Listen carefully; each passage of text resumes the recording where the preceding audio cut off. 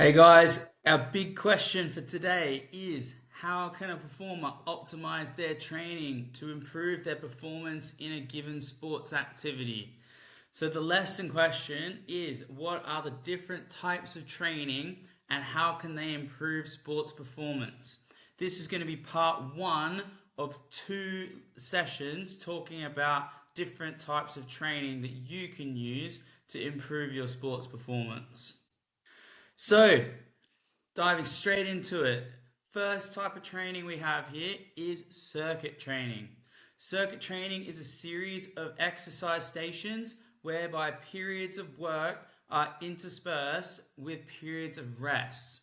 Circuit training is very flexible and it has many benefits. When planning a circuit, you need to consider the following: what space you have available, the equipment you have available, how many stations you'd like to have in your circuit, how long you're going to work for at each station, and how long the rest is going to be in between those stations, and what components of fitness you want to develop. If you want to delve back into the components of fitness, then have a look at the previous video. So, circuit training, some example exercises may include press ups, sit ups, bicep curls, tricep dips, star jumps, burpees.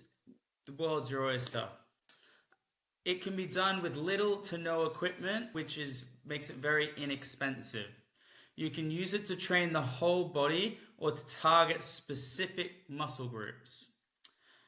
It can improve your aerobic energy system because the length of a session is about 20 minutes, or you can decide the length overall. It can also work your anaerobic system because each exercise is performed in a short period of time at high intensity. So it can be done with large groups of people and it can be done at the same time together, which is great. And you can make the circuit sports specific or skill focused. So if you want to focus on football, you could have a dribbling station, a heading station, whatever it might be that you want to specifically work on. So exam question based on circuit training. So circuit training is one method of improving fitness.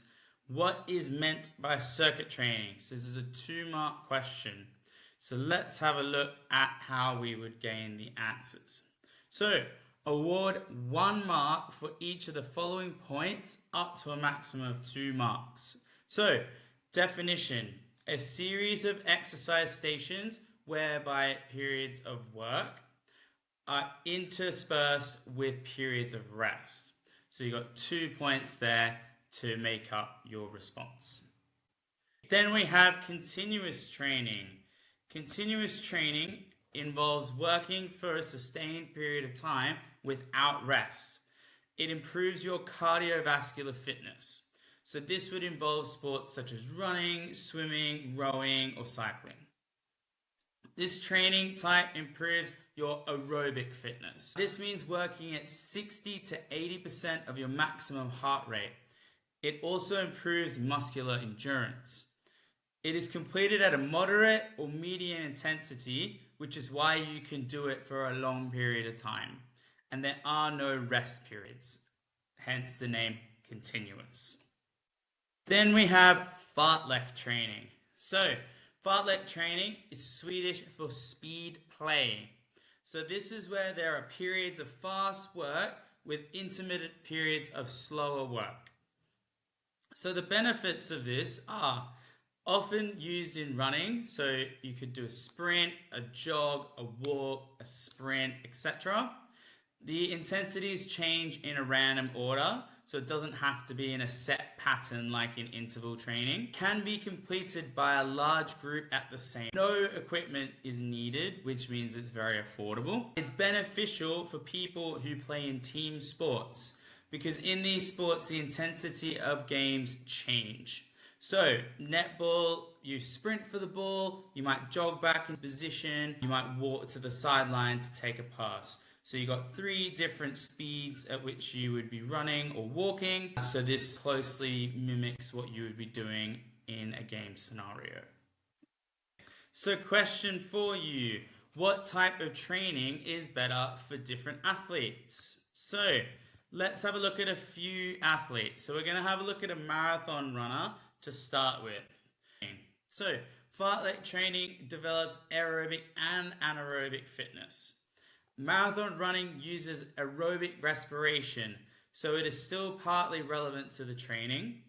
Marathon running is a constant pace, and fartlek training, the pace keeps changing, so it isn't as relevant.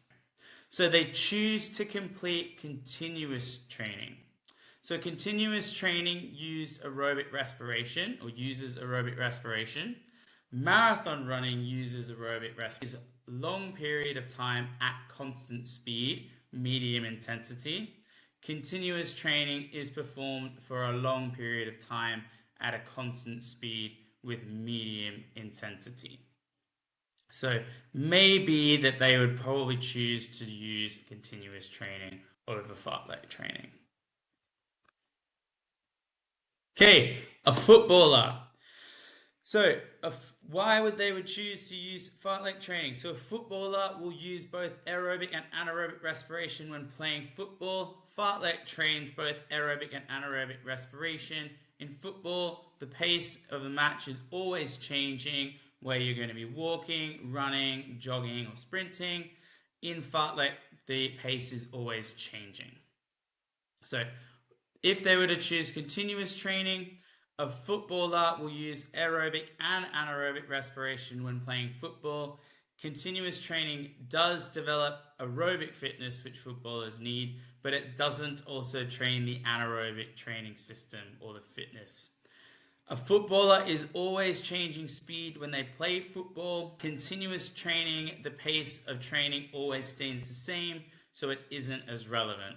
So a footballer would benefit much more from fartlek training.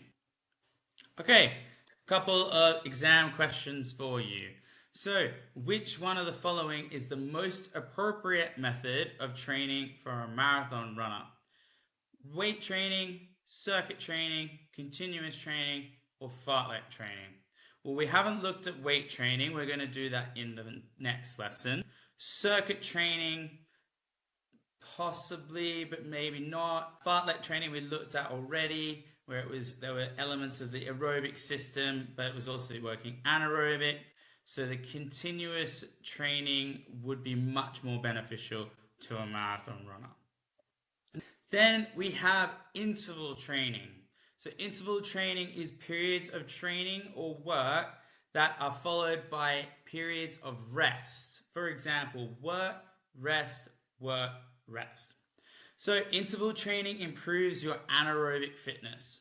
This means working at 80 to 90% of your maximum heart rate. It can also be referred to as a HIIT, or high intensity interval training, so HIIT training. Times of work followed by times of rest or low intensity in fixed patterns, not random like fun. For example, a sprint for 100 meters and then walk for 300 meters and do that 6 times. That's a good example of interval training that a runner may use, particularly a short distance runner. Exam question. Identify and describe a suitable training method to help a young athlete achieve their ambition of representing the district at cross-country running.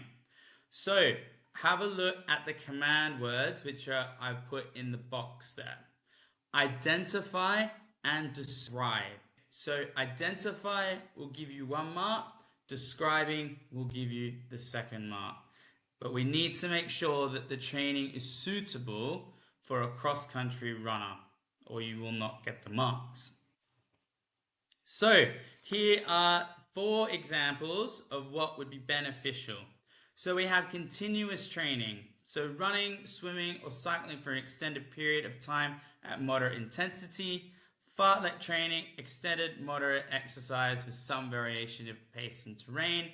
Interval training, intense periods of work followed by less intense periods of work or rest. Or circuit training, different exercises carried out for a set period of time or number of repetitions with periods of rest. Another question for you. For which type of training would you most commonly alter the speed and terrain? So continuous training, not a huge amount of alteration. Fartlek training, possibly some alteration. I think that might be the winner. Plyometric we'll look at next lesson, and same with weight training as well. So fartlek training is the correct answer. What does HIIT stand for? Well, HIIT, is it high intensity induced training, high intensity interval training, high intensity in training, or high intensity isometric training? Well, remembering that we talked about interval training before, so we're looking at high intensity interval training. State what is meant by fartlek training and explain why it may be the most appropriate form of training for a games player. So state is going to get you 1 mark, and then explaining is what's going to get you the further marks. So in terms of the mark scheme, so the A01, that is going to get you the first mark. So you're explaining what fartlek is. It involves changes in speed or distance or terrain or intensity. So that's your fartlek training. Now in terms of the explanation, it would replicate many game situations. It's a specific example from a game situation could be sprinting for a pass or jogging back into position, and it uses all the energy systems. So these would be really good to include in your responses. Another question for you, 5 marker. So circuit training is a popular method of training for games players. Discuss, that's the key word, discuss whether circuit training is an effective type of training for games players. So when we're discussing, we must give arguments for and against. So a max of 3 marks for 1 argument. Games players, so we're looking at something like football, netball, basketball, whatever it might be. So let's have a look at that mark scheme together.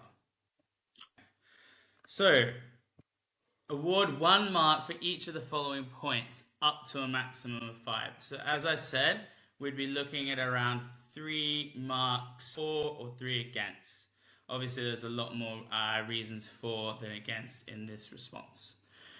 So, a reason for: circuit training can be tailored to train the whole body, as it can be used to train specific muscle groups which are necessary to perform effectively in all games. Circuit training can use different intensities to train both the aerobic and anaerobic energy systems, both of which might be used by a games player when sprinting for the ball or when jogging back into position when a goal is scored. Circuit training can be used to train a range of components of fitness which can be related to particular sports, for example, speed for sprinting in a fast counter-attack. Circuit training can be used to replicate situations or skills in a game such as sprinting, dodge, jump, etc. Circuit training can be used by large groups and is easily set up, therefore can accommodate team training sessions. Circuit training generally can be undertaken with little equipment, therefore is inexpensive, which makes it accessible to all games players. And then there's some that are against, so circuit training is not totally sport specific, as they tend to be isolated exercises. Circuit training does not replicate real-time match situations, as no opposition are present during training. Technique can be affected by fatigue when performing too many repetitions, which can increase the risk of injury, which can be detrimental to teams and the individual performances. So a lot more reasons for than against in that response. Okay, so a quick little review of what we looked at today. We looked at circuit training, we looked at plyometric training, interval training, continuous training, and high intensity interval training. So I want you to try and learn these, answer those questions in your own time, and go through the video again and see if you got the answers correct. And next video, we're going to be looking at other forms of training.